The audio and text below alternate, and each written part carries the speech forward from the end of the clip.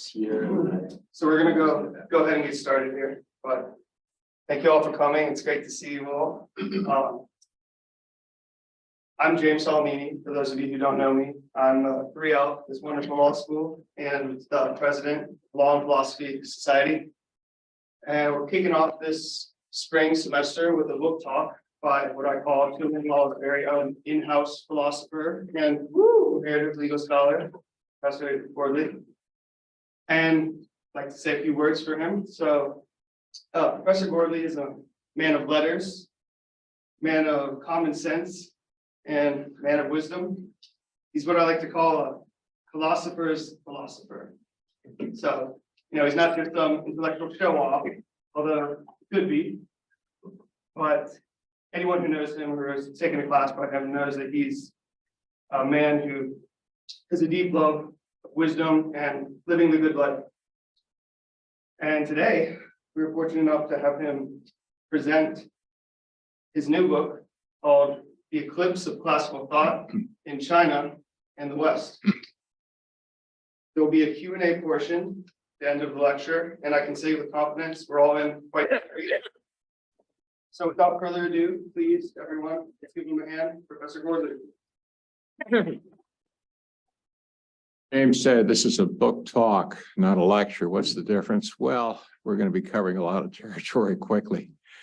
There was an American who thought he had to see the Louvre before he left Paris. So he went racing down one floor after another and managed to see all the paintings in, I think, 35 minutes. But we got an hour, and I'm going to do it a little differently. I'm going to be selective. I'm just going to talk about a few things. And I'm not going to develop as much as I wish I could. So during the question period, push me on things that I went by quickly. So the theme of the book is there was a thing called classical thought. And in China, it's the tradition associated with Confucius.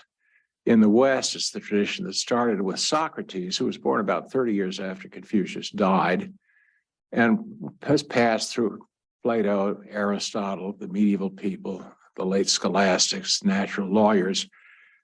And in both cases, this went into eclipse. It's not what you were taught, very likely, in college, unless you studied old philosophy or something like that. And this is also the case in China during the Chinese Empire. And I think that was a bad thing. And I want to talk about this classical thought. I think the roots of Chinese classical thought were like the roots of Western classical thought. A lot of people don't think so. Alistair McIntyre, for example, is famous for having said, he respects both traditions, but they're different universes, incommensurable. Aristotle could not have communicated with Confucius. Confucius might have used some ritual term. Aristotle wouldn't have recognized that. Aristotle would have talked about a city-state, a polis. Confucius wouldn't have known what he was talking about. Yeah, that's true. But Confucius would have seen these ritual acts, these customs, as all contributing to what made for a good human life. And Aristotle would have said, virtue is what makes for a good human life. And this good human life is good because it's human. It brings out your capacities, your most fundamental capacities to live as a human being should. What's good is what brings that out. What's bad is what destroys or hinders it. Why is it bad? Because ipso facto, you're less of a human being. For Confucius, if you don't show compassion, you're less of a human being. For Aristotle, if you don't care about other people, you're less of a human being. And that to that extent, you're destroying yourself. And it's founded on human nature. And I'm going to talk about the rise and fall of that idea.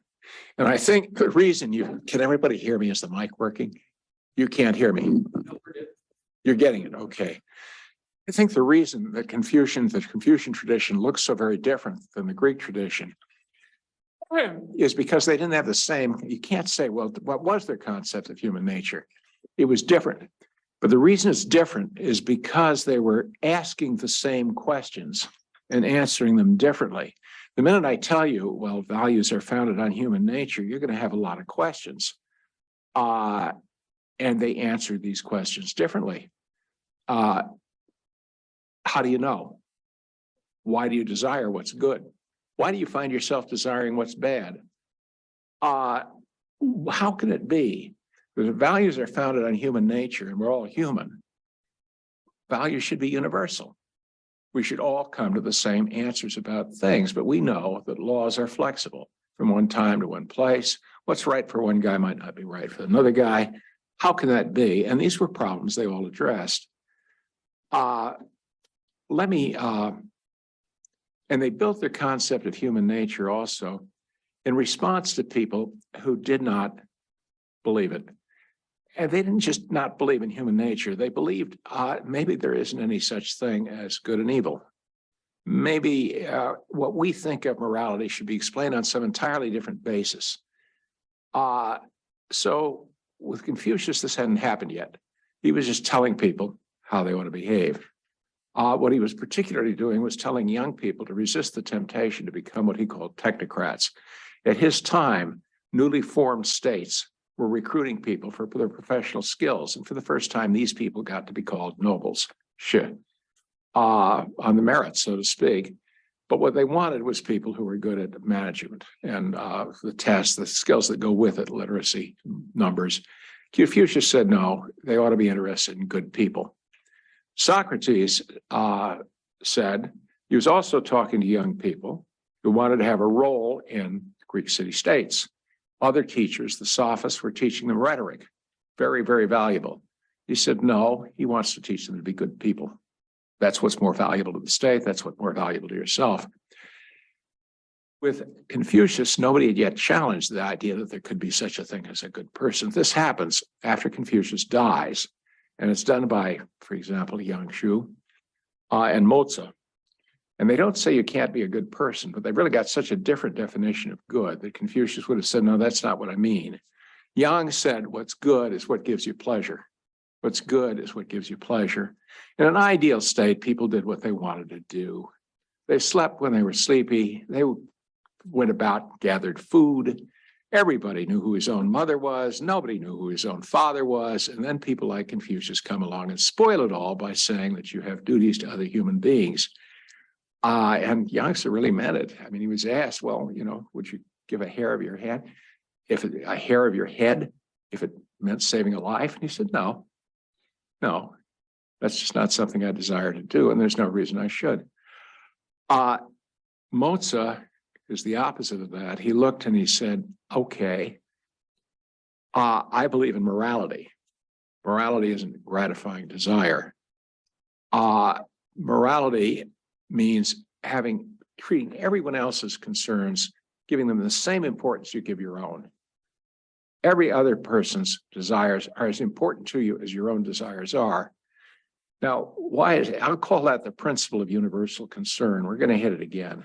Why is that? And basically his answer was objectively, it's true. Now he did it by putting it this way, from God's perspective, you're all the same. So therefore, who are you to think your desires are more important than another's? And if your desires are not as important as another's, why don't you serve the other person's desires? So that was the principle. Now, how do you get people to do that? He had an easy answer: force. The emperor, the ruling power, should just force other people to do that, because they're obviously not going to desire to put other people's desires ahead of their own until you force them, and then they'll internalize. And that's how we'll do it. When Socrates wrote, he began by teaching people what is virtue, what is friendship, what is temperance, what is courage. But people in his own lifetime, the sophists, opposed this, and they said no. Basically, there's no such thing, no standard for good and evil, right and wrong. And he has a debate with a guy named Callicles in the Gorgias, one of the dialogues, where Callicles says, I'll tell you what good is. Good is making up your own designs and realizing them, whatever they are. And Socrates says, well, what might you want to do, whatever they are? What might you want to realize? Well, what about temperance? Oh, no, turn your passions loose. If you want something, take it. Socrates says, you mean that's the ultimate good pleasure? There are a lot of dumb people, fools and so forth, who may have a life more pleasurable than you. He said, no, it's not pleasure. It's getting my own way. And Socrates said, yeah, and what's the standard of what you want to do? I mean, you're making up a design, it must have some pattern, some order. And this is where he loses the debate because he agrees that's true. And once he agrees that's true, there has to be some standard for what you want to do other than the fact that you want to do it. But at any rate, Mencius is worried about those two. Socrates is worried about Callicles. And it's in response to that they talk about human nature. And Mencius says something like this. Everybody is built in such a way that there are seeds within him which ripen, which flourish. And as they flourish, he becomes a true human being. He has within him compassion. And as he ripens, as he grows, as he becomes a better human being, he extends it further and further until his compassion embraces the welfare of everybody. Now, that doesn't mean he treats everybody's desires as important as his own. It just means he wants everybody to live a good human life. And part of living a good human life is caring for others. Everybody within them has a sense of shame when they do something bad. When this ripens, it becomes a virtue, which he called righteousness, or you could call it justice. It means not treating anybody else unfairly. Everybody within them has a feeling of respect for others. And as that ripens, it becomes Li, which is impossible to translate because at this point, Mencius is incorporating an entire Chinese tradition that grew up before Confucius. It was ancient when Confucius talked about it. It was a set of rules of propriety, which govern how you behave to people in ongoing relationships, how you do weddings, how you do funerals, how you greet a stranger, how you behave to your brother, all kinds of things like that. And finally, everybody has a sense of, and at this point, it's extremely difficult to translate it because the characters are yes, no. Everybody has a sense of yes, no. And one way to translate it is everybody can recognize there's a difference between truth and false, true and false. And another way to put it is everybody can recognize there's a difference between right and wrong. And in Chinese, well, that's the same thing, so to speak. The trick about all of these, well, a full human life is when all of this stuff flourishes. A full human life is when all of this stuff flourishes. And you might ask yourself, well, okay, if this is like seeds growing, why does anybody ever live a bad human life? And for Mencius, it has to be that nature is good. All of your impulses, all of your desires are good. Think of what would happen if you denied that. Think if you said to yourself, look, by nature, I hate people. That's as natural as liking them was for you. So it's as much value founded on nature. So for Mencius, everything has to be good that you desire. So where do the bad desires come from? And he imagines it as though these are seeds growing or these are trees growing, and then the rain comes or the hail comes and smashes them. People cut down the trees with axes. That's it. You have enemies out there, but if you're watchful, you let your virtues flourish. How do you know what the virtues are? How do you know what flourishing is? For Mencius, it is not like Western philosophy, where, as we'll see in a minute, Aristotle will talk about reason, prudence, the ability to know what the virtues are, will, desire. Mencius doesn't look at it that way. The word Sinn means either heart or mind. He's not going to distinguish between reason and desire. And the reason he does this is, well, according to Alistair McIntyre, who says these two philosophies can't be compared, he's just doesn't get it. That's why this philosophy is inferior. We distinguish between reason and will. Basic distinction. If for him, it's because you have to imagine these virtues like seeds. How does the seed know where to grow? Well, it just does. So you have to imagine that the compassion in you that's going to grow to a greater benevolence is sort of like a seed. And as it ripens, you see more and more what to do, and you want more and more to do it. And seeing and wanting are not different. Nobody has to teach the seed where to grow. And that's how it happens. Now, he recognizes that while human nature is the same everywhere, values vary from one person to another, from one time to another. How do we allow for that? Well, he can't do it by saying your reason is somehow going to tell you when the circumstances have changed, because remember, he's not distinguishing reason from desire. Good reason, good desire, they go together.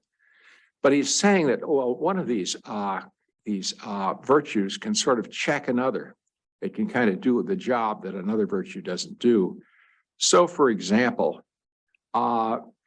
imagine that the rules of propriety, take the rules of propriety. He believes these things can change over time. They were different in an older dynasty than they are now. And somehow your sense of respect leads you without, thinking about it a lot, just seeing that new rules are better. Okay, what if one of these rules leads you in the wrong direction? Is that possible? And so it's a matter of propriety. It looks like you shouldn't do it. Yeah, that can happen. And Confucius says, imagine a woman falls in a river. Now, one of the rules of propriety is you don't touch another woman without her consent. So can you reach down and grab her and pull her out? Confucius says anybody who doubts that is an animal. Of course you can, because fairness, your sense of fairness, trumps any one of these rules. Now, notice it's not that reason is trumping will, it's that you have a sense of fairness and it trumps, it overrides your sense of the respect for the woman, because otherwise she's going to die. And you can see that's not the way it should be.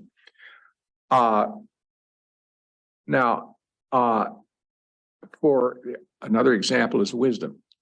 Remember, wisdom grows out of your sense of right and wrong. For Mencius, wisdom is not telling the other desires, emotions, feelings, compassion. So it's not telling them what to do. It's not that wisdom says, okay, I see what's right. And then compassion does, or justice does that. Now, what wisdom does is it kind of nudges the others so that they come closer to hitting the right target. King said, I'm not compassionate. And Confucius said, well, are you the same king where when an ox was being led to slaughter and it bleated or whatever oxes do, you said, don't slaughter the ox? I said, yeah. Why? I felt sorry for the ox. Now extend that feeling to people, and enough people, you'll be compassionate, or you'll be benevolent. And he noted that the king had substituted a goat. Why is the goat any more worth living than the fox? And he said there isn't any reason. But a compassionate person moved by compassion will try to avoid places where his compassion will lead him to do something that really doesn't need to be done just because he feels it. Well, wisdom can nudge it like that. According to Confucius, you're shooting at a target. Wisdom kind of refines the target. You can be a sage without wisdom. There were some sages, one sage who would resign whenever the government was bad. There's another sage who would keep his post to try to do as much good as he could. But Confucius would know when to resign, when not to resign according to the circumstances. That was wisdom. But you notice you could be a sage without it. It's a very different way of looking at wisdom and reason and will than we have. But you notice it's all founded on an idea of human nature, that human nature is basically integrated, that it's a source of values, and that the values, things are good because you can recognize them as good. You're built that way.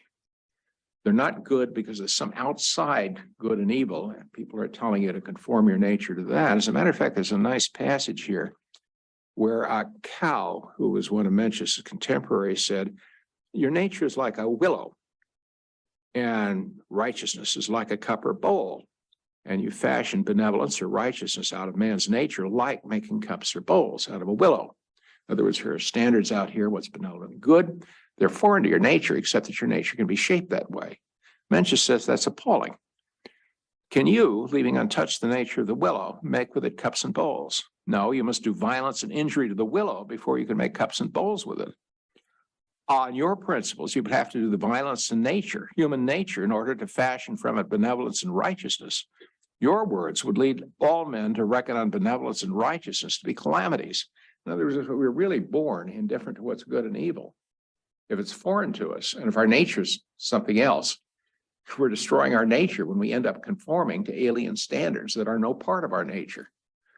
That's a pretty strong statement, but there it is, human nature.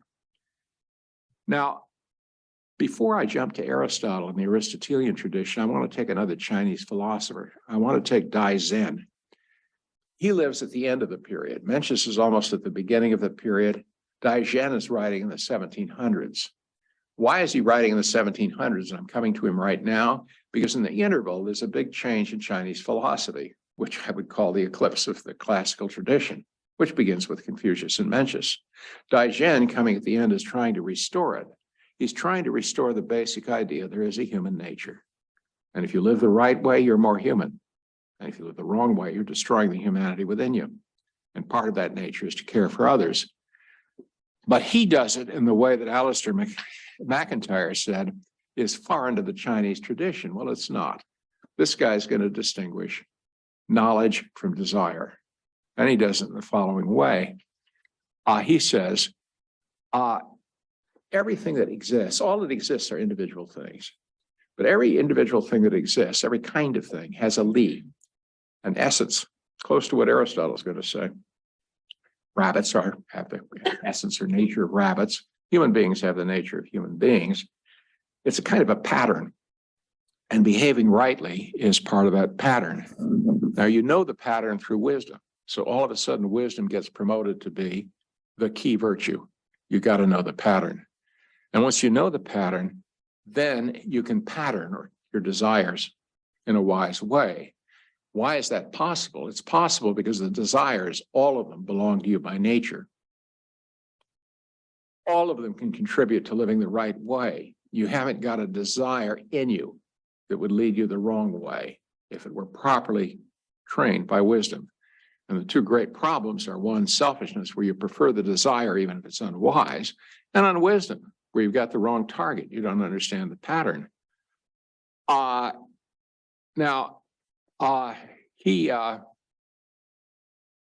He then turned to the question. So he's, in a way, answered the question where bad desires come from. They're what happens when they haven't conformed to the pattern, and the thing to do about them is to correct them. And they can be corrected to help you live a better life. He actually says at one point, if there were no sexual desire, there might not be much compassion. The next question is, if human nature is universal, how does it happen that the moral standards are nevertheless flexible?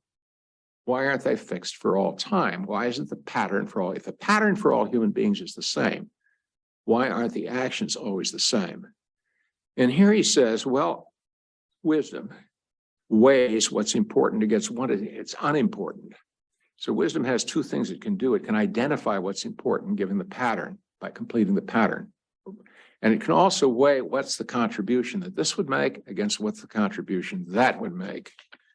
And so let me quote you something from Daijian. Weighing is how important and unimportant are distinguished.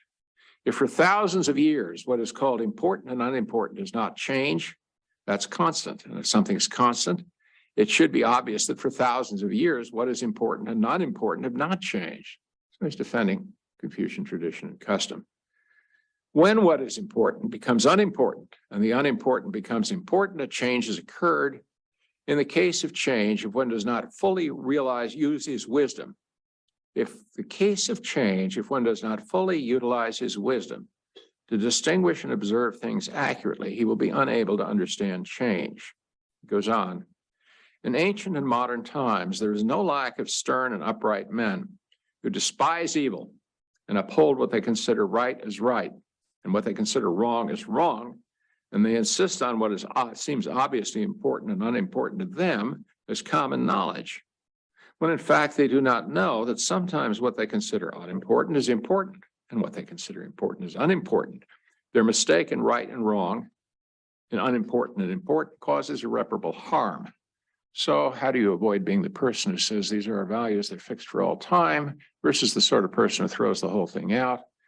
You have to exercise wisdom, and this somehow involves a weighing, and the weighing somehow enables you to see what contributes to a human life more than another thing. That's Daijian. Now let me back up to Aristotle. I'm skipping over a lot of people, Socrates, Plato, so forth, but let me back up to Aristotle. Like Daijian, he wants it to be that each kind of thing has an essence or a nature. Plum trees, rabbits, trees, you do. And your nature as a human being is to act through reason and will. You can understand things and you can desire them, you can will them because you understand that they're good. Now, there's part of you which is reasoning. You're using it right now. There's also all sorts of impulses to do things. What do they have to do with being a reasonable animal? You know, with the other animals, they just lead the animal to chase rabbits or eat food or whatever. With you, they'll lead you in all kinds of directions. They're like the impulses other animals have, but you can train them. You can train them using reason. And therefore, it's possible to train yourself to be angry at the right time, in the right way, to the right extent, with the right person for the right reasons. It's possible for you to train yourself to desire the right things at the right time in the right way for the right reasons. Even if you're helping somebody else, it's possible for you to want to help somebody in the right time, in the right way for the right reasons. And so we reach the conclusion, as we did with Dai Zhen, that every impulse you have, if trained properly, can contribute to the right life. Now, those are the desires, and now we see again where bad desires come from. Now, let's add to that what reason does sort of on its own. Reason on its own is of two kinds. One is deductive reason, and that's what you'd use in math. The other kind, and this is where people get mixed up, or this is a distinction we may have lost. The other kind, which he calls, which phronesis, practical reason, prudentia, translated as prudence. You think of somebody crossing the street, but that's how it's often translated. This thing, practical reason, it's like theoretical reason, which it begins with first principles, the way math begins with first principles. It's like theoretical reason in that it reaches conclusions, but it doesn't do so by logical reduction. The first principles of action for Aristotle concern the ultimate values at stake in leading a good life. There are some things you just see are good. You can't be taught otherwise. Every single human being that was ever born, according to this, can see that certain things are good. Like, for example, they can see that knowledge is better than ignorance. They can see beauty. They can see, understand, they can feel compassion, and they can see that's good. These are things that are first principles in the sense that there's no way to prove they're good. You're built in such a way that you know they're good. If you were to try to change that, to kill compassion in you, to kill the desire for knowledge, you'd be killing yourself as a human being. Practical reason begins with those, and then it treats them as ends. All right, you want knowledge of what? You want to be compassionate, how? So that it is a logic of means to ends. What actions would best contribute to this, and what action would contribute to that end? And as for Dai Zhen, it involves a kind of a weighing of ends. It involves a weighing of ends. What you have to do is you have to say, well, yeah, that would be great. I could learn all about kangaroos, but wouldn't it be better to learn about something else? Yeah, it would be great. I can learn about this wonderful thing, but I do have children, and it'd be also wonderful to care for them. And you have to weigh these things, and there's no logical proof of which you should choose above the other, but there can be a right answer. In other words, a good man is not going to let a child drown so that he can finish in a nearby pond so he can finish a game of golf. And that's one thing prudence does. Now, the interesting thing about it is in the Aristotelian tradition, and incidentally, the word that people were to use in the Middle Ages and afterwards, all the way up to the 18th century, to describe the process of knowing the right, beginning from the right first principles and applying them to know the right action, the word they were to use is something called synderesis. It was used in the Middle Ages for the first time. And the other word that was used was conscientia, conscience. And if you read treatises on how to behave, conscience, ethics, all the way up through the past the Protestant Revolution, you'll find synderesis, you'll find conscience. I spent a month once at a History Institute pulling out, reading books by 16th, 17th century Protestants, and I could find them in every denomination, Lutherans, Calvinists, Puritans, so forth, and they were all talking about there being first principles of nature and there being conscience. And the Lutherans thought, well, yeah, but that human nature has been in such a great amount that we need faith or we'll never behave rightly. But they didn't deny it was there. That's what conscience is. If you didn't have one, you couldn't sin now, could you? So we're looking at a tradition which comes as close to orthodox in the West as any philosophical tradition was ever to become. Now, the interesting things about practical reason is, and here we reach the question of flexibility. There sometimes is no one right answer. There sometimes is no one right answer. So following a moral standard could be incorrect in two ways. One, it could be you can see that under these circumstances, when you weigh the things that are involved, you should violate it. And that's like Mensch's example of saving the woman. It's not as important to observe a rule as it is to save her life. But the other thing that could happen, according to the Aristotelians, is this. You could reach a situation where there is no right answer, even after you weighed everything that matters. And yet the decision matters. It's not like flipping a coin. An example would be for whether you want a career in law or medicine. I mean, assuming your talents are the same for law as they would be for medicine.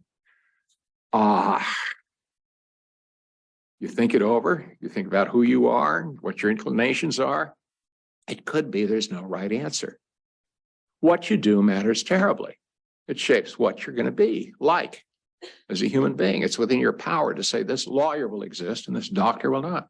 That, according to the writers in this tradition, is freedom. Now, of course, every time you do something, you're free. You're free to do good. You're free to do evil. You're free to act. You're acting freely even when there is only one right choice. But you're especially free in this kind of a case where there is no one right answer. I'll give you another example of it. Aristotle said that the best thing to be would be to be a philosopher or a statesman. Why? Well, because the two best things are to seek knowledge, truth, and help others. And the philosopher seeks the best kind of knowledge of the ultimate. And the statesman treats treats the most important kind of way to help others, help the good of everybody, because that's what the state does. But does that mean if you could choose, you'd have to choose to be a philosopher, you'd have to be a statesman if you had those abilities? Well, here's a thought experiment which may seem kind of recherché. It's from Thomas Aquinas, who's working off Aristotle. And he's imagining what the world would be like if Adam, imagine the elephant stepped on the circle and the serpent in the garden. That's not quite his way of putting it. But imagine Adam had never fallen. You know, in the Christian tradition, once Eve eats the apple and Adam eats the apple, they're driven out of paradise. They behave badly. The world is filled with sin. If they hadn't done this, nobody would sin. So imagine a world of perfect people in the sense that they never sin. Imagine a whole society like that going on and on and on. Man never fell. Would they all be philosophers? Would they all be statesmen? No, even though they're perfect people. Why? Well, one reason is what we call genetic endowment. And Aquinas, using the science of his age, thought was due to the influence of stars and chemicals. But the other thing is choice. Suppose I don't want to be a statesman or a philosopher. Could I choose to be something else? Could I choose to be a musician? Or maybe I'd choose to be a gardener. Or maybe I'd choose to be who knows what. Yes, I could do that. And I'm not making the wrong choice. Why? Because you'd think if one's better than the other, I have to choose the one way. And the answer is because I've chosen for a more diverse society. My choice makes it possible to have a society with many different kinds of people in it. And this, Aquinas says, is a much better thing than a society that had only one kind of person in it. So the diversity is in itself good because each person does something that the other isn't doing that contributes. And the society of all philosophers and statesmen would be one with no music, no gardens. He's choosing for the sake of the best. Not the best life for himself, which might be the philosopher or statesman, but the best thing for society. And now we encounter a concept, the best thing for society, which Aristotle called general justice, but through the rest of the Aristotelian tradition was called the common good. It's what happens if each person is living the best life that's possible for them to lead. Aristotle said the best government is one in which everybody, whoever he is happy, can lead the happiest life possible. Happy is a bad translation for eudaimonia, because for us in English, happiness is a state of mind. It's a mood you're in. It's the opposite of sadness. For Aristotle, it means living a good human life, a life in which all your capacities are used to the full. That might include going to the funeral of your best friend. You know, feel happy. But this is happiness. Doing the thing that is, and understanding the thing and desiring the thing that's right under the circumstances. And when you see that thing, if your desires are properly trained, you will do it. You will do it.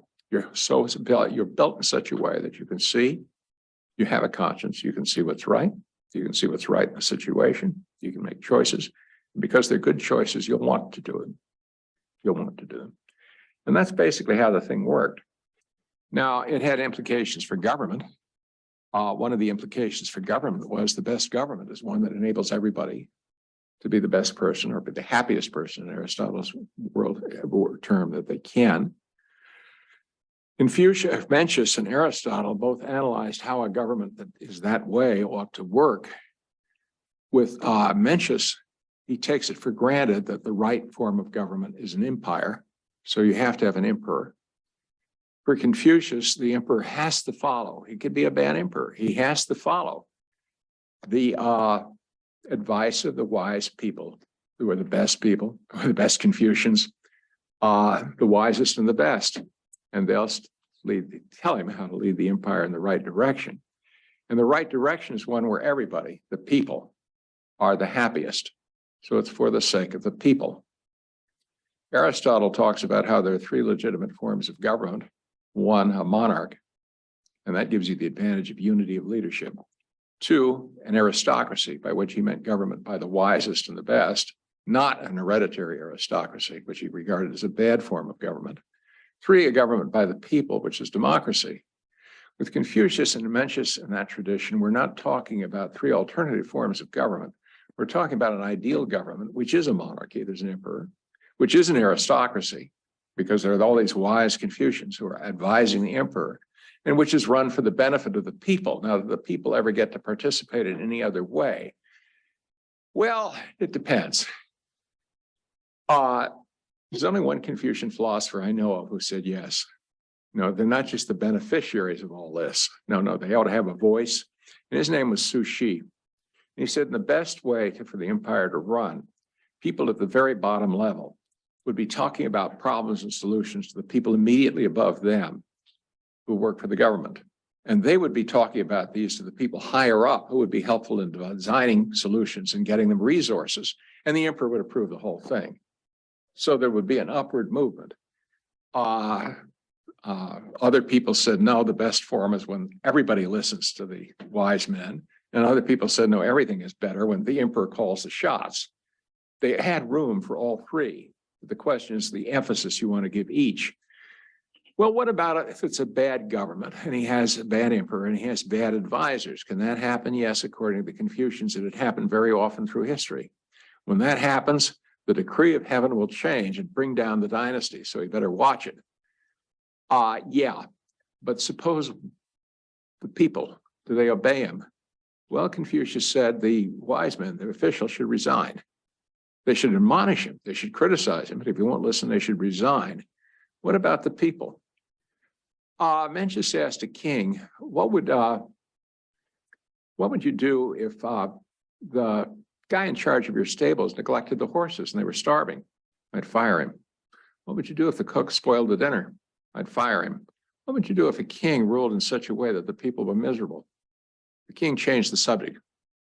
There are passages in Mencius that can be read in such a way that, yeah, the people would have the right to get rid of the bad king, because he who does a bad job is not a good king. Confucius said Mencius said of one of the kings that had been overthrown, was it right to kill a king? He said, I don't think that man was a king. I think he was a robber. Okay. The thing is, in Chinese history, there never was a moment where that crystallized, and there never was a moment when there was a revolution where somebody said, we're doing this because the people have the right to overthrow the king. And if they could have cited passages. But that never was an issue. What the emperors wanted to say is, we're good emperors. And what the next challenger to the emperor wanted to say is, no, you're a bad emperor. Therefore, the decree of heaven has changed. I'm going to overthrow you. And in the first generation, the guy was probably a more like a thought than a virtuous man. But then his son would be taught about all these Confucian virtues and the system would begin again. Okay, in the Aristotelian tradition, this question, can the people overthrow the government, was raised in the 16th, 17th century by a group known as the late scholastics. They were living during what you'd really call an Aristotelian Thomistic revival of thought. This is after the Middle Ages is over. They're trying, one of the things I'm teaching in my legal history class is how they tried to take Roman law and apply Aristotelian principles to it. And so for the first time, you get law books written, law, contracts, property, torts, and doctrines. The Roman law is all particular concepts, particular issues. And we still got a systematic doctrinal structure in a way we got it from them. But another thing they did, and this has been pointed out by Quentin Skinner 30 years ago, is they developed the following doctrine. People are social. They need a government because it's the only way that they're going to flourish as human beings is by helping each other and having that process directed by a government that can do it. Therefore, every people has the right to form a government. In fact, not just the right to form it as though you're by yourself on your own before you form it. No, you're born into a society for roughly the same way an elephant is born into a herd. That's the nature of people, is that they're always being born into societies of people. On the other hand, the people have to choose what form of government to have, because remember, there are three legitimate forms: monarchy, aristocracy, democracy. And therefore, there has to be a real choice where the people decide, are we going to have a king? Are we going to be ruled by an elite? Are we going to rule ourselves? And that choice could be made explicitly, or it could be made by custom. But according to this, everybody has to choose. And since the power was given by the people to the monarch, if the monarch betrays the ends of the society, which are the good of everybody, the common good, the people have the right, they have the duty to overthrow that king and institute such form of government as they see seems best suited to their safety and happiness. Those, of course, are the words of Thomas Jefferson. This was said by the late scholastics in the 16th century. Well, that was the tradition. Now, when I'm going to talk, and I've used up about 45 minutes presenting 1/3 of the book, so you're going to get the rest of the book much more hastily. But one of the results, I've been talking about philosophers. It seems in the book, what I talk about is how these two traditions were responsible for two very, very great political accomplishments. One was the formation of the constitution of the Sung dynasty in China. The other was the formation of our Constitution in the United States. Let me outline that one very briefly. In 960, there was a general, and his troops came running to him and said, well, we've just seen two suns in the sky. It's a sign that the decree of heaven has changed. You're our new emperor. Oh, so he took over. He took over at the end of, the Tang dynasty had splintered. Power was during this interregnum in the hands of aristocratic families, hereditary aristocrats, and military governors, warlords. And when he took over, he deprived them all of power.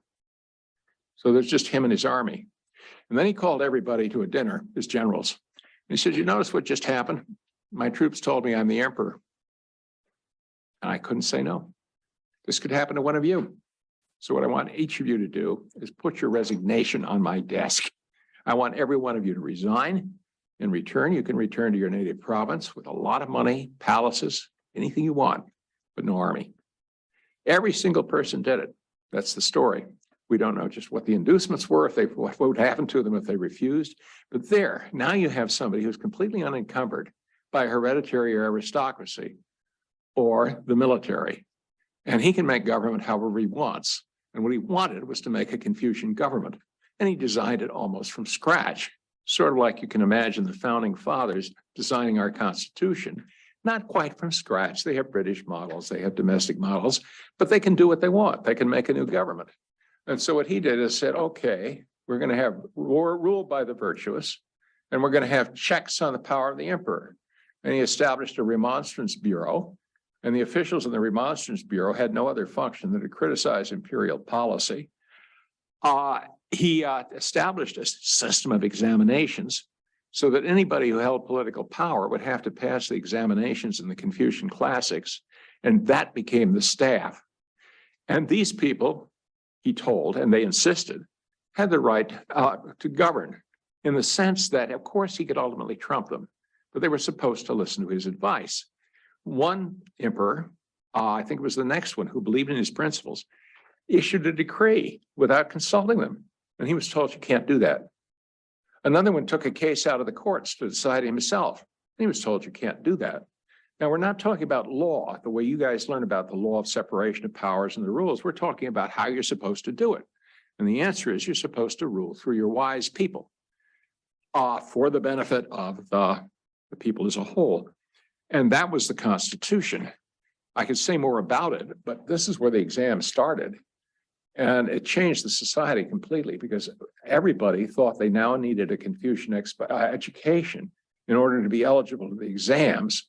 And you no longer could call yourself a noble, unless you were a liberally educated person, meaning somebody who'd mastered the Confucian classics. How that happens over an entire nation like that in 2 generations is a story, which I don't have time to tell. But what I want to note is that this doesn't mean we had a perfectly Confucian government, one that conformed to the principles of Confucius and Mencius. Why not? First of all, who says people that are good on exams are necessarily wise or virtuous? I mean, you all believe that. But who believes that? And all the writers of the period, all through the next 100 years, know that, and they argue with each other about what to do. And the answer is, what would we do without injecting bias into the system? There's a brief experiment where you have to be recommended as a virtuous person, a guy who lives right by other virtuous people. It degenerates into a patronage system and is abolished within 30 years. Because all of a sudden, anybody you want to promote is a virtuous person. That's one problem. And they decided to live with it. A second problem was this. How do you get anything done when you've got an assembly of wise people? If you don't understand this now, you will if you're ever on a faculty, watching the faculty meet at a law school. I mean, just imagine getting people together and getting them to agree on anything. And in order to implement the 2 policies that Mencius said you have to initiate, if you're going to help the people, one of them is this, educate them. The other is this, make sure they have enough to earn a decent living. Those require policies that are implemented. There was a guy named Wang Anshi who was the emperor's deputy. Well, he was put in charge of running the country for about 30 years. And he wanted to have an agricultural act, which would ensure the peasants had enough to eat and could borrow money easily. He wanted to have schools for everybody. This never happened in China, but schools that everybody could go to that were public schools. So it wouldn't be only the people from rich families who'd get the good education. None of those things happened in the end. But in order to achieve these objectives, what he had to do is violate what you'd think were the principles of the Constitution. What he had to do was he had to get the people in the Remonstrance Bureau purged, so the only people in there agreed with him. What he had to do is to take the officials in charge, and he took 5, 6, 7, 8 of the leading statesmen of China and forced them to resign. Now, nobody was beheaded. A couple of people were exiled. Nobody was jailed. But the result was you had to be loyal to him to keep your job. Now, that's not the way it was supposed to be. But the argument was, if you don't do that, we're going to have a jumble and none of these good Confucian policies would be implemented. So I'm not claiming that this is the ideal government. But if it wasn't, they couldn't see there were reasons why they couldn't make it the way their ideals told them, the principles told them it should be. Okay, that's China. And it all falls down with the Ming Dynasty, except they keep the exams. This is one dynasty. United States, 1783, the war is over. The War of Independence is over. The Continental Army hasn't been paid. The officers come to George Washington and say they want to march on the Capitol and tell the Continental Congress, give them their pay. Washington says no, and he talks them out of it. Washington was not Oliver Cromwell. When Cromwell was in a similar situation, he took over the state, purged Parliament, and ruled as a dictator. Washington didn't do that. He didn't make himself even king. George III says he doesn't want to be king. He must be the greatest man in the world. But at any rate, at that point, we're in a situation a little bit like Taitsu in 960, where we don't have to do what the military says. We don't have an hereditary aristocracy because in the colonies, we didn't have one. And we have a group of people who are now able to build whatever form of government they think will best secure their safety and happiness. So how does it happen? Well, one principle that they all believe in is that power comes from the people, and therefore, with the people's consent, they can institute what form of government is best likely to secure their safety and happiness. That principle can be traced right back to my late scholastics. The guy that traced it to the late scholastics actually is Bishop Filner. I don't know if you know him, but the first part of Locke's treatise was trying to refute him. He was the spokesman for the divine right of kings in England under the Stuarts. His book was published under Charles II. And he said there's this nefarious doctrine that all power lies with the people, and they can give it to whoever they think is most likely to protect their interests. That's a bad idea. And the people that made it up are the schoolmen, meaning the scholastics, and then it was latched onto by the sectarians, meaning Protestants who were not part of the Church of England, who wanted to oppose the crown, and it's terrible. And all the people of Locke's generation who were Whigs, who were against the Stuarts and against the divine right of kings, said the same thing. Locke was only one of them. But that's where they got it from. And when Jefferson was asked about the Declaration of Independence, he said, this is nothing original. There's nothing original in it. These are the principles that are accepted by people for generations. They go way back. So who are these Englishmen to defy the principles? John Adams said these revolution principles are the principles of, and he names a whole bunch of people, including Grotius, Locke, and Aristotle. And he says, what have you got on your side? You've got Bishop Filmer and John Hobbes. I mean, I'm representing the weight of learned opinion for centuries. And these are the revolution principles. That's one thing they believed in. And they got it from these late scholastics. And it's the last flourishing in a way of the Aristotelian tradition. Second thing they believed in was the common good is the end of government. The common good is the end of government. Now, that's an Aristotelian principle. What is the purpose of government? That everybody is able to live a good life. And by good, they mean good. They don't just mean doing what you want. The importance of this principle slumbered for a very long time until it was discovered by an historian named Gordon Wood. And now anybody who knows about the American Revolution has to know about Gordon Wood, because what he discovered was that the most common word used by the revolutionary generation in America was liberty. And what was the second most common? It was the common good. The thing about that is he couldn't figure it out because they seem to be contradictory. This is even to Gordon Wood, the intellectual historian.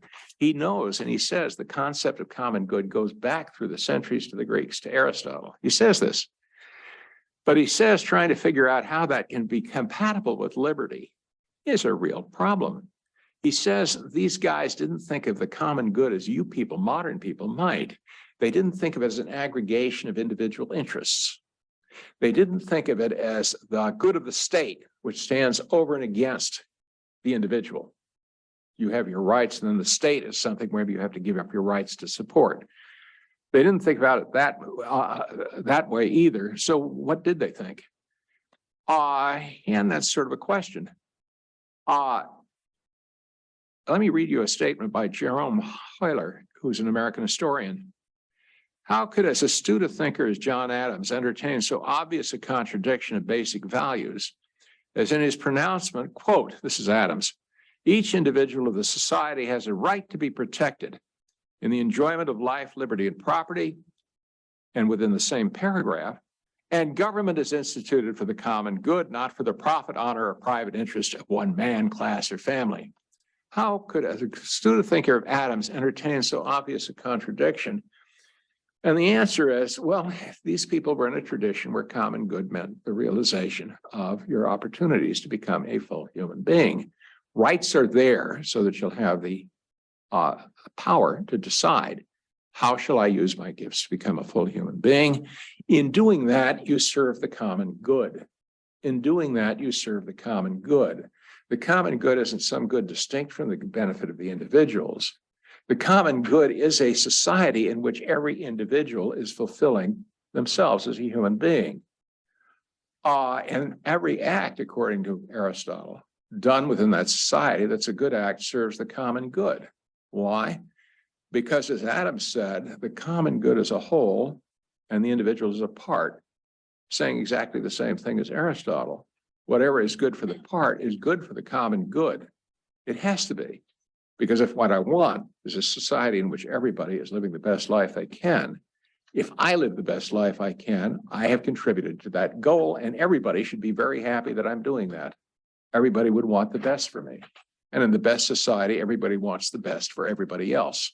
And so there's no contradiction between common good and liberty or right, because rights are there so that you can live the best life you can.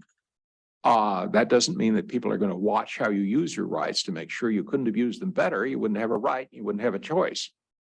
But that's what a right is for. I'll make an offer of proof. The third idea I would want to talk about here is the structure of government. And you remember Aristotle said the government can be an aristocracy, a monarchy, a democracy. And they each have their own advantages: unity of leadership, wisdom. All the people know it's for the benefit of all the people. So if you have the people do it, they ought to know what's for the benefit of them. So there are advantages to each form of government. Gordon Wood says that everybody believed that at the time of the American Revolution. It had become a very popular theory to explain English government, why you've got a monarch, a House of Lords, a House of Commons, even though those don't look much like Aristotle's categories. But now we're trying to build a form of government, and they wanted to do it when the states were making their constitutions, so that you've got a monarchical element, an aristocratic element, and a democratic element. And they're called that in books that are written after 1776, after 1783. What happens with James Madison when he writes the Federalist Papers to explain the American Constitution?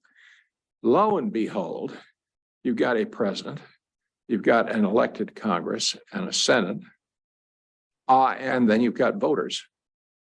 And in the book, at least, I go through Madison, where he describes each of these institutions, and I argue that he's still using the same theory of government.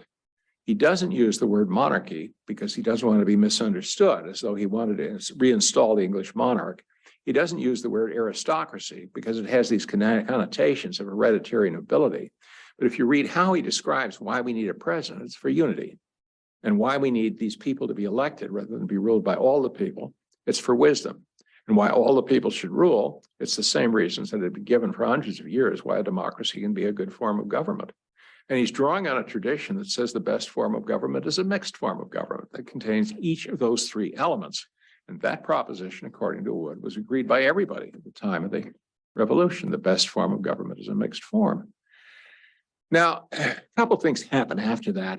And one thing that happens is I make an offer of proof. At the time the Constitution is drafted, Jefferson is on board. He likes this explanation of government. He looks at the draft of the Constitution. He writes back and forth to Adams. Nothing in the remarks suggests that he's not happy with that. A few years later, Adams sends him a book explaining the Constitution with these three theories of government. This is in 1789, I believe, 1790. He writes back, what a great book. What a terrific book. Then the French Revolution breaks out in 1789. And by 1790, he's sounding like Tom Paine. He's got a whole different theory of government, Jefferson does, which is the one you were taught. It is that the ideal government would be a democracy. And that would work fine in a small city state. But we have a great large republic. So the second most ideal form is to have them elect the government, but the government to do basically what the people want. Now, a republic, as opposed to a democracy, it's an elective democracy. Adams tells him he's crazy. That's not what a republic is, and talks about these three forms of government. Jefferson denounces Adams as undemocratic. The election of 1800 comes, and if you read the positions on each side, Jefferson is defending this view. There's only one right form of government, democracy, and we approximate it. Adams is defending what he always defended, what Jefferson had once defended, and he loses the election. And ever after that, Americans have made their choice, and they end up explaining democracy sort of as though that's the only right form of government. Jefferson's right. Curiously, they have a constitution that was built on not on that assumption, but on the assumption we ought to have a mixed form of government. However, it is the case that Jefferson still believes in the common good. During the height of this controversy in 1800, he writes a letter to Abigail Adams. I mean, they used to be good friends. And he says, look, both of our political parties, at least the honest portion of them, agree conscientiously in the same object, the public good, but they differ in the means of promoting that good. So it's still a world of good. And I don't think, and Jefferson still means, I think, what he meant when he said the end of government, life, liberty, and the pursuit of happiness. Happiness, and I can show you the sources, for him meant what happiness meant, and for hundreds of years. It didn't mean feeling happy. It didn't mean doing what you want. It meant this kind of happiness. Now I've used up my hour, but I want to tell you a bit about how it all fell apart, in my view, intellectually at least, what happened next. So here's a brief what happened next. In both China and the West, people who call themselves Confucians developed what I think is not a Confucian philosophy, because it did not rest on the principle that values are grounded on human nature. People in China, people in the West developed what is not an Aristotelian philosophy, beginning with Francisco Suarez, a Jesuit, Christian Wolff, both of whom claimed to be following Aristotle. It wasn't an Aristotelian philosophy. It didn't rest on the idea that values come from human nature. I'm going to call both of those people rationalists, the Chinese and also the Westerners, and other people have. Because what they did believe in was we believed there were transcendent principles which you could know, and the principles govern what's right and wrong. And the people in China called these principles Li, but they didn't mean what Dai Zhen was later to mean. Li is the pattern that makes you a human being. A rabbit has the Li of a rabbit. Now, what they meant was Li consists of a series of immutable principles that have been the same ever since the universe was made and would be true in any possible universe. And they're true always and everywhere. And if you understand what the principles are, then you'll know what to do. The rationalists in the West said the same thing. There are these principles. They're true in every possible world, every world that could be. Now, that doesn't mean they exist on their own out there somewhere, like Plato thought the forms exist. No. They only exist in human beings. But it is the fact that any human being has to follow the principles of a human being. Think of it this way. Imagine there's no such thing as the triangle out there somewhere, but any triangular object has to have three sides, three angles, and they have to add up to, 180 degrees. All right. You can't talk about a human being unless there's a real human being you can touch and feel, but any human being has to have these Chinese virtues and has to have them in exactly the same way. And for every situation that he confronts, there has to be a solution. Leibniz and Wolff said this. They said that what exists are things in this world. But in any possible world, if you're going to have a human being, he's got to have these characteristics, and he's got to have these actions that are virtuous, these actions that are not virtuous, and we can prove it. Now, how do you know this? How do you know what these principles are? And here they're radically different, because the Chinese were influenced by Buddhism, and they thought contemplate, and you'll eventually understand the Li. Meditate. One of the critics said, I've meditated in front of the bamboo now for 6 days, and I don't understand the Li of bamboo. The rationalists in the West said it's like math. Anything you just believe, you could be wrong. The only perfect science is math, because you begin with indubitable axioms and postulates and you deduce the results. Okay, now let us define things like justice, law, contract, property, tort. Get the definition, we can deduce the results. And there you have it. And this is interesting stuff, because if they're right, of course, nobody really knew anything until these guys came along. And the Chinese said, yeah, until people understood this theory of Li, you didn't know anything. There's a moral dark ages until we can inform you. The exceptions, of course, are the sage kings and Confucius and Mencius. They never said it, but this is what they believe. That's how they knew what they knew. But we know the Li. At least if you put your mind to it, eventually you will know. And if you believe rationalism, it's like mathematics. Now, for the very first time, we have a certain basis for knowing what to do. Leibniz said now it would be that we disagree about a question of morals or law. I can say to you, let us sit down and calculate the answer. So all of a sudden, it's not that everybody has a conscience. It's that there are a few people who have gotten in touch with the Li or who have mathematical deductive skills, and they're going to be able to know what's right and wrong. Now, what happened in the West was this whole school of philosophy was discredited by David Hume. So you don't have rationalists anymore. What happened in China was it became Orthodox Confucianism. It was accepted as the Confucianism of the Ming and Qing dynasties. And you were required to pass the exams to learn Confucianism from the commentaries written on Confucius and Mencius by the leaders of this philosophical school. And everybody had to believe in it. And if you didn't, you were punished. The thing about it that changed was this. The Ming emperor said, I understand the Li. I have the mind of a sage king. And that was a question you'd be asked on the imperial exams.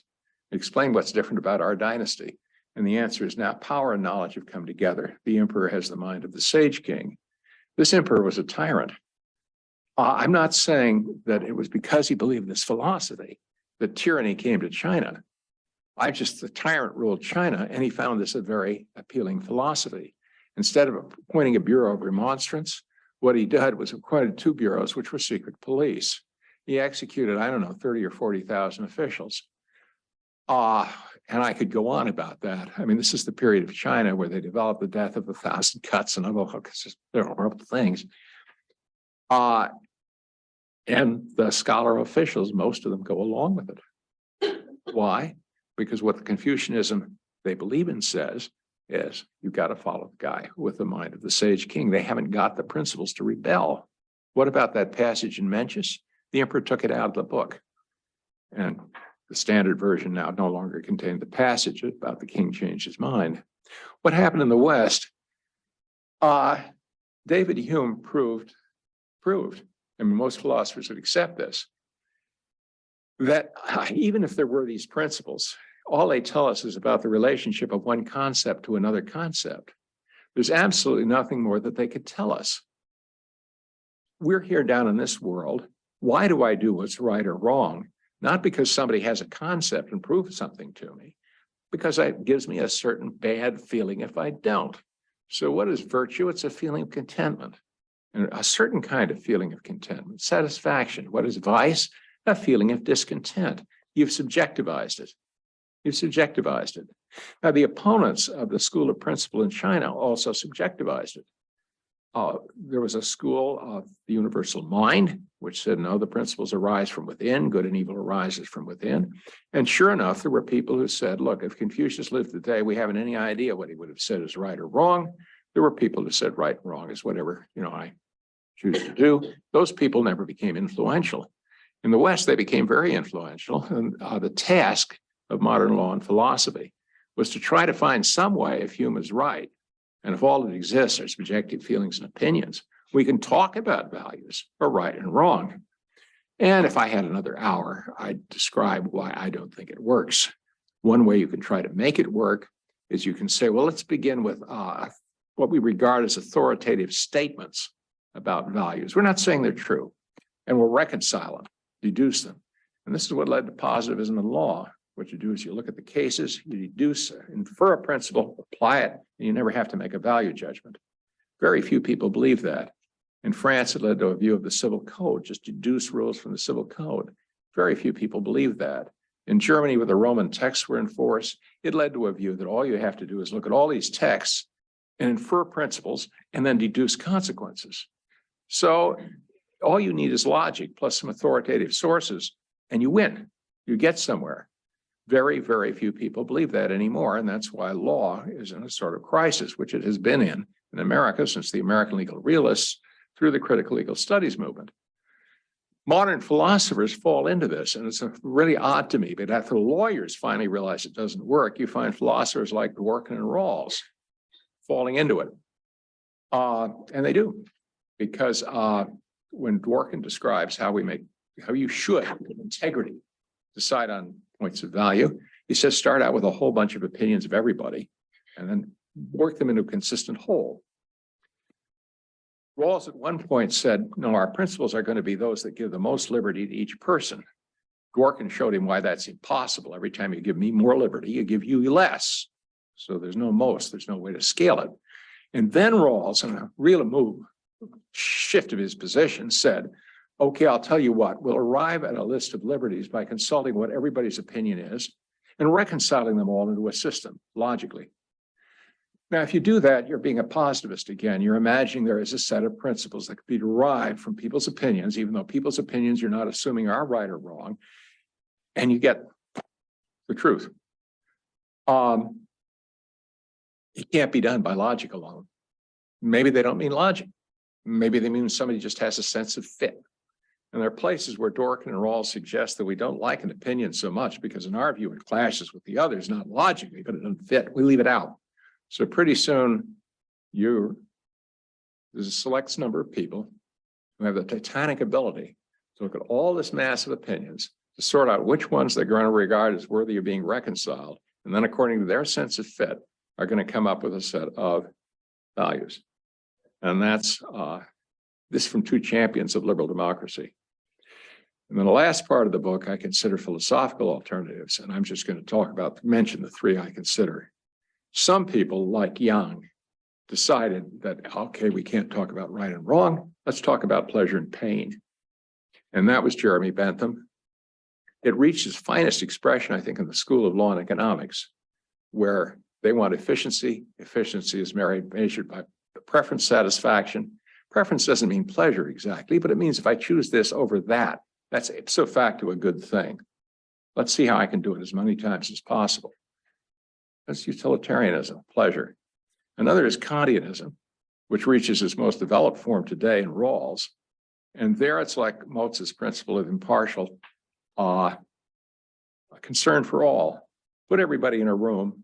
Imagine that they have everybody else's, they don't know who they're going to be in the society. Okay, so they're going to treat their distribution of benefits, rewards, status impartially. See what they do. It's like Mozart. And my argument, many people have said, what you're going to come out of the room is either nothing or the set of values people brought into it. And a third point of view is that of Callicles. What really matters is forming your own plans, carrying them through. And that was the view of Schiller in the 18th century. And a modern echo of it is Joseph Raz, for whom I have great respect, who talks about the fact that, look, sometimes in life there are decisions where there's no right answer, like which career to pursue, law and medicine. And so what matters is that it's your self-expression, which you choose. Well, that has a familiar ring to it. They used to call it liberty. Yeah, it matters. Yeah, it matters. But it only matters because there's no one right choice. There's a whole bunch of things that are valuable. You should do them if they're more valuable. And you eventually come down to the point where, no, I can't decide it that way. I can't decide if two different people I might marry, which is the right person to marry. I could be happy with either. I can't decide of two careers, which is the right career. But it's only because there's a sort of standards of what's worth achieving in a good marriage and a good career that you can come down and say they're equal. And you know something, Raz knows that. He begins by saying, in a very Aristotelian way, that the guy who spends his life as a successful gambler has not lived as good a human life as the guy who spends his life as a stock farmer. What matters is not simply that it's your expression of whatever you're going to do. What matters is that it's a good expression. It expresses a good way to live. But even when there's no one best choice, your choice matters. It's what makes you the kind of person you are. So, of course, my punchline is, I don't think you can defend the liberal institutions, democracy, so forth, which we cherish, which we love, with this set of defenses. These ideas came out of the skepticism that came out of David Hume, which was a reaction to the certainty of rationalism. And it left us with the idea that values either have to be absolute or the subjective. That's what happened in China. Values either had to be absolute and subjective, and absolute is very dangerous because you don't want an emperor who thinks he knows the absolute truth, or anybody. And subjective is very dangerous because what it really means is everybody can do what they want. It doesn't matter. And on that basis, how are you going to decide who to protect, do what? How are you going to defend values of freedom? How are you going to defend values of liberty? Okay, that's the book.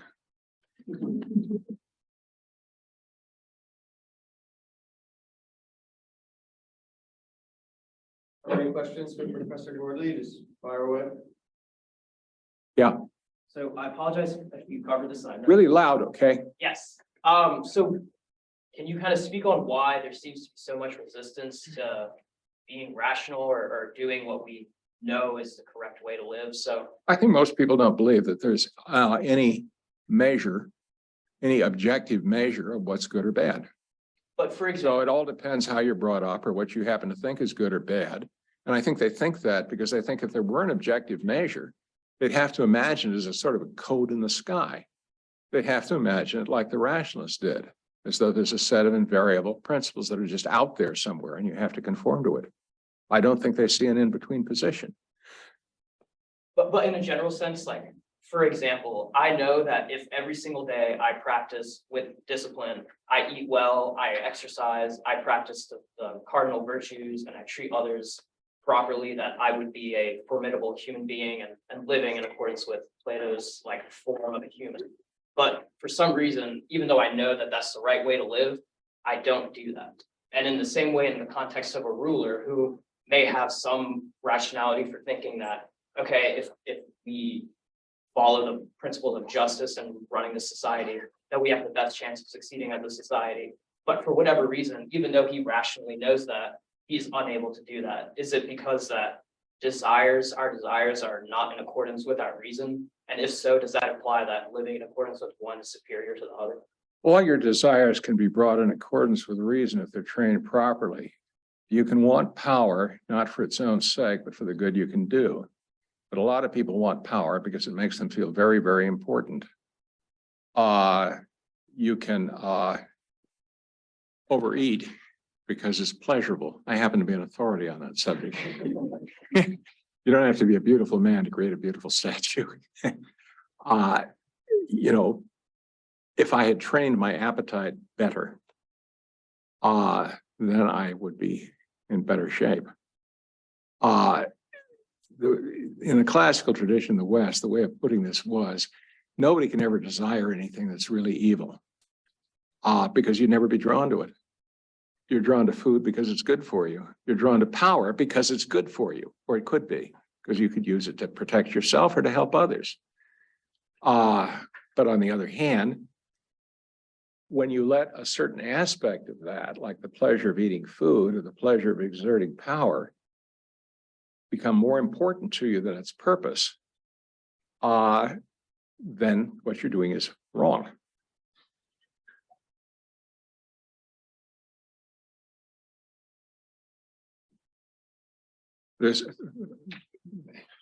People aren't going to become good because they read Aristotle. They're going to become good because they live the way you described, to the point where they've trained their desires. That happens sometimes, and sometimes it doesn't happen. There's no way you're going to eradicate evil from the world. I don't know where you're going with this, but maybe that's it. Yeah. Yeah, okay. The story you tell in the book with an interchange between you and your father. Yeah, let me tell that story. I dedicated the book to my father. My father was born in 1906 on an 80-acre Illinois pig farm. And he retired as a major executive of a Fortune 500 company. This is a guy who was educated in a one-room country school and never went to college. He was a smart man. And he managed to be, because he was become wealthy, I was able to go to an elite high school. And one day I came home to show him the knowledge of moral philosophy I'd acquired going to the elite high school. I said, Dad, why is it wrong to rob a bank? Don't you know it's wrong to rob a bank? Yeah. But how do you prove it? I mean, how do we know it's wrong to rob a bank? Don't you know it's wrong to rob a bank? The conversation continued for some time in this vein. And the next day he took me out and pointed the moon. He says, "Is that beautiful?" I said, "Yeah, yeah." "Why?" I said, "I don't know." I said, "There, some things just are." At 50, I say in the book, 50 years later, I understood why he's right. At least in the classical tradition, people are made in such a way that they can see that something's beautiful because it really is beautiful, and they have the capacity to see that. People can see that some things are good. It's not just they're built in such a way that they imagine them to be good. They really are good, and they're built in such a way you can see it. How do you prove it? You don't, because you're built in such a way you see it. And there are first principles, and they are among them. Now, how do you prove it? If you're Mencius, you never prove it in the sense of giving a step-by-step argument. You never talk about how you prove it. What you do is you describe a human being who is compassionate and just, who treats others with respect, who's wise. And you assert that this is because you have an inborn gift for becoming these ways, and it's good. He's never telling Yang, "Oh, you made this error in logic," or "Mo, you made that error in logic." He's describing what a human being is like, and what he expects is his readers to recognize in themselves, "Hey, I believe those things are good. I mean, I really believe it's good. So I guess I must be built to be able to realize that or seek it." It's different with Aristotle and the whole Socratic tradition. Socrates argues with people. So when Callicles takes a position, he wants to prove Callicles is wrong. And he does it dialectically. He says to Callicles, "Okay, what do you say is good?" And Callicles answers him. And at that point, Callicles has a problem, because whatever answer Callicles gives, Socrates is kind of going to show him it's unsatisfactory even to Callicles. Aristotle kind of formalized this. The first principles of any, whether it's theoretical reason, whether practical reason, can only be proved dialectically. What dialectically means is, imagine you deny them, then where do you stand? One of the first principles of theoretical reason is the law of non-contradiction. One thing cannot be true and false in the same way at the same time. One thing can't be both true and false. Now, suppose somebody wanted to deny that, they'd be fine as long as they kept their mouth shut. But as soon as they made an assertion, a statement of any kind, they would have implicitly accepted the law of non-contradiction, because they would be asserting, in effect, that the opposite of what they said is false. That's dialectically. You show what the consequences would be of denying it. Now take it with the first principles of practical reason, of good and evil. Imagine there's somebody who says nothing is good or evil. Nothing is more worthwhile or less worthwhile than anything else. That's fine until he acts. I mean, if he doesn't do anything, how are you going to say? But as soon as he acts, he's affirming that something is worth doing. And now we can ask him, okay, why? He might answer pleasure, but then we can get him to see whether he thinks everything pleasurable is worth doing, and to see whether he thinks some things that are worth doing are not pleasurable. And we're in a dialectical argument again. And that, in a way, is a distinction between the whole Greek and the whole Chinese tradition. The Chinese tradition, you always have philosophers who are presenting you with a description of what you're like, and they're expecting you to look inside yourself and see if it's true. Because after all, if you're built that way, you ought to be able to tell. It's like asking a bird if he has a nesting instinct. Whereas with the Greeks and the Western tradition in general, it is a matter of trying to prove things. But that doesn't make them rationalists. With Aristotle and his gang, his school, there are first principles about what's good. And you say, if these things are good, then the following things are good. And you're showing that these things, which you say are good as a means to an end. Because they're a means to the end, they aren't invariably good. There could be an obstacle, and you have to go around it by taking a different route to get to the same end.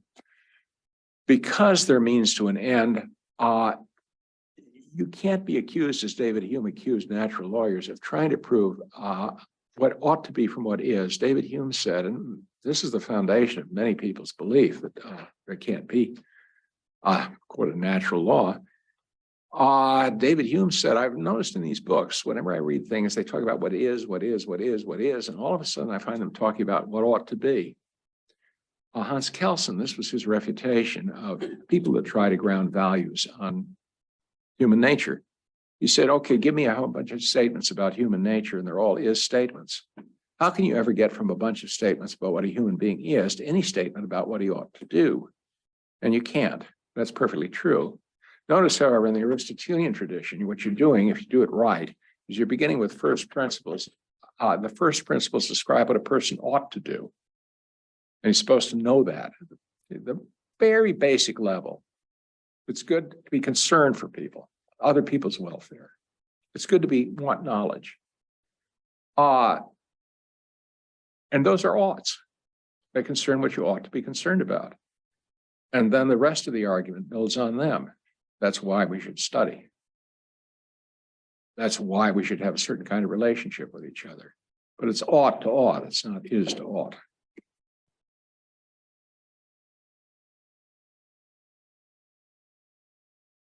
Yeah, you can tell I've got a dog in this fight, but if I didn't, I wouldn't have written a book, would I? So Yeah. I'm just curious, what would happen essentially if someone says, look at the moon, don't you think that it's beautiful? What's your argument here? And your rejoinder essentially is, I don't feel anything. I look at the moon and I don't think anything otherwise. Yeah, well, it would be Aristotle, somebody in the Aristotelian tradition would liken that to a case where I say, look at the moon and tell me what you see. And you say, I don't see anything. And I say, why? And you say, I've been blind from birth.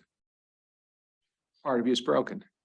If you were normally constructed, if part of you weren't broken, you'd see the moon. And similarly, if part of you weren't broken, you'd be able to see that it's beautiful. I understand there are people who can't hear a piece of music that's beautiful. They're tone deaf. They just can't hear it. You'd be like that. Imagine though I were talking to a person who said, how do I have compassion for other people? I regard other people as my mortal enemy. I think I hate them. I hate everybody. Well, in the Aristotelian world, I guess you'd say kind of the same thing. This person is less of a human being because he can't feel compassion. Yeah, I mean, that was ultimately going to be my question, whether we would argue whether or not somebody was less. Yeah. See this incapable or other ones is uninterested. Do you think it's possible that we are being constructed by society to be somewhat less human as we sort of move forward? And Excuse me, you were saying? Well, I mean, it's probably not terribly important or even sort of relevant. No, it sounded important. You were asking whether the society can train people to be less human. Okay, yeah. Yeah, sure it can. Society can institute slavery. The society can Hitler's Germany. Do you think that we're at a time now where people are becoming either more or less human, according to sort of What is compared with what? It's compared with where they were in the 19th century and the 13th century. I don't know everybody. Sure. I mean, I'm sure there are people that are doing the best they can under difficult circumstances all over the world all the time. And I'll bet there are a whole lot of people who say that that the values are completely relative. There's no objective standard. I do what I want. And then the most honest, compassionate people I've ever met. I'll bet there are a lot of people like that. Why are they like that? Even though they say in principle, there's no such thing as right and wrong. And yet they do all these good things. It's because they're built so that they can recognize that they're good things. The theory may be wrong, but their feelings are the ones you would expect if Aristotle or Confucius were right, that we're built in such a way that we feel compassion for others. Yeah. Sorry.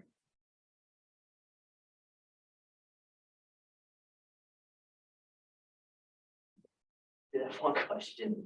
I read your mind. You said before that you thought that most people were not kind of aware. I don't know if not aware, but they weren't necessarily following the sort of first principle philosophy, so to speak. Yeah, that's right. But they follow him anyway.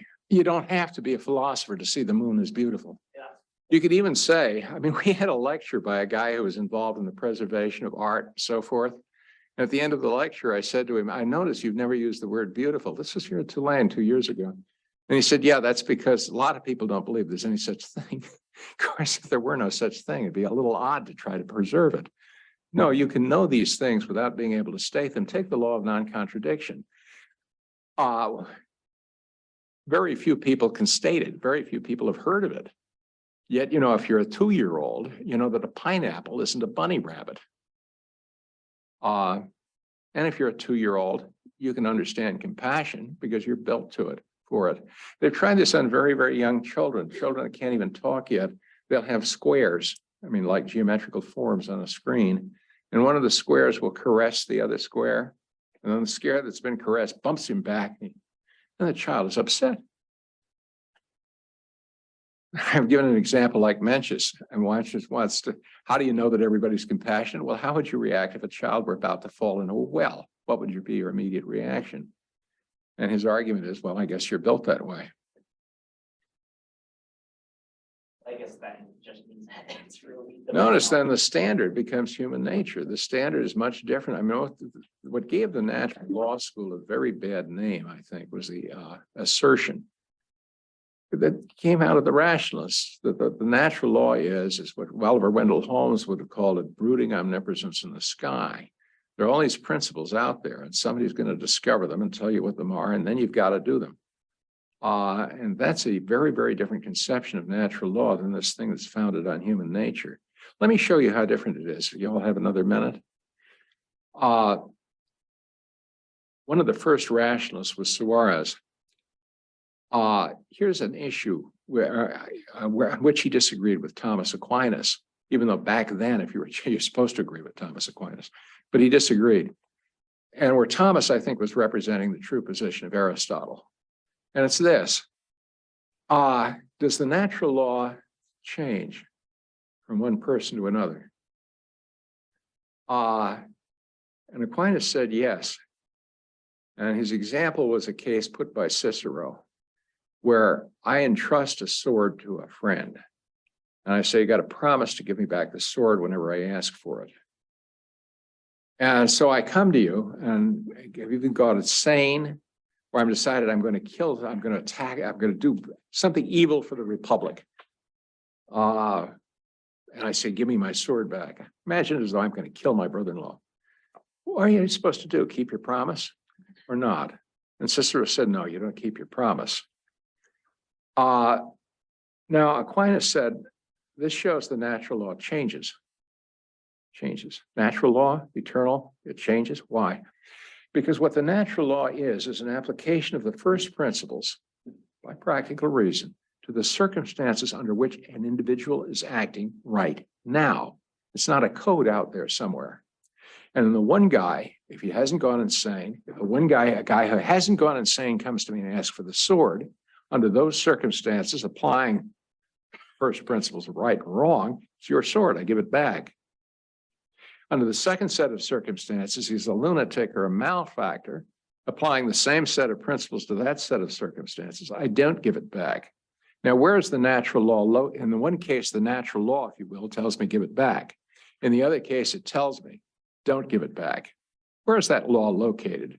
The answer is in the mind of the individual who's born knowing the first principles and is in the process of applying them.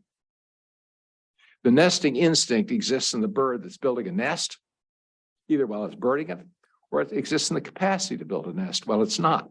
Kill off all the birds and there will be no nesting instinct. So the natural law differs from one person to another.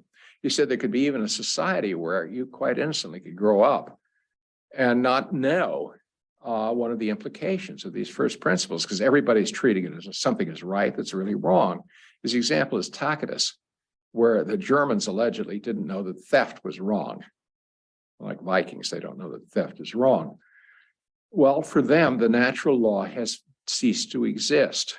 It doesn't exist. It's not that there's a natural law and they're violating it, because the natural law exists in the mind of the person who's applying it to a given situation. And in their situation, there's no mind that's applying the natural law and reaching the conclusion we shouldn't steal. That law doesn't exist. Now let's take Suarez. Suarez says that's all wrong. The natural law is immutable. It never, ever changes. Take the case of the sword. The problem with Aquinas is he didn't state the natural law fully. The natural law should be stated this way. If somebody's promised to give you you promise to keep somebody else's sword and to give it back when he wants, then if he comes back and he's sane, you must give it to him. If he comes back and he's insane or evil, you don't give it to him. There. Now the natural law never changes. It's the same for both of the two people I just imagined. Now, where does this natural law that Suarez talks about exist? Not in the mind of the one, not in the mind of the other. It's what would happen if you sort of wrote out the proper rules for every possible situation and then imagined that to exist somewhere. It doesn't, according to Aquinas. It does, according to Suarez.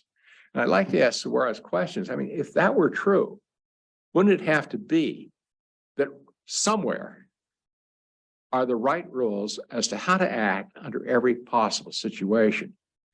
Every possible situation, the right rules how to behave. Aquinas gave this example. Let's suppose you want to make friends with somebody. Now, normally to make friends with somebody, it'd be a good idea to say something nice about them, praise them. But under some circumstances, that would be wrong because he thinks you're buttering him up or because it encourages him to be vain and he's already a little bit vain. So you ought to do something else. Now, if we were Suarez, would we imagine that there's a whole list of the right things to say and do for every possible relationship you could possibly enter into under any set of circumstances that could arise in the entirety of human history. And they're there somewhere. Jill saw, a very famous scholar, said, look, do you mean to tell me that the San Mateo's Passion, St. Matthew, the Mass of, is out there somewhere and Johannes Bach sort of pulls it down to earth? It would have to be like that. You'd have to have rules sort of somewhere as that would govern every possible friendship, every possible love story. That's implausible.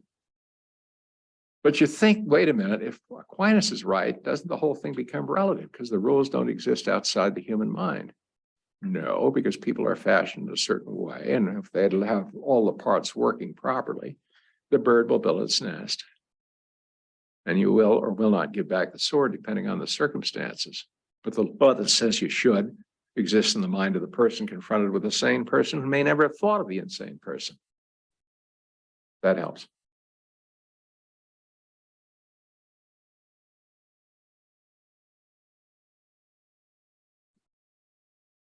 Just ask me some questions afterwards if you still have them, but give a hand for Professor Gordley.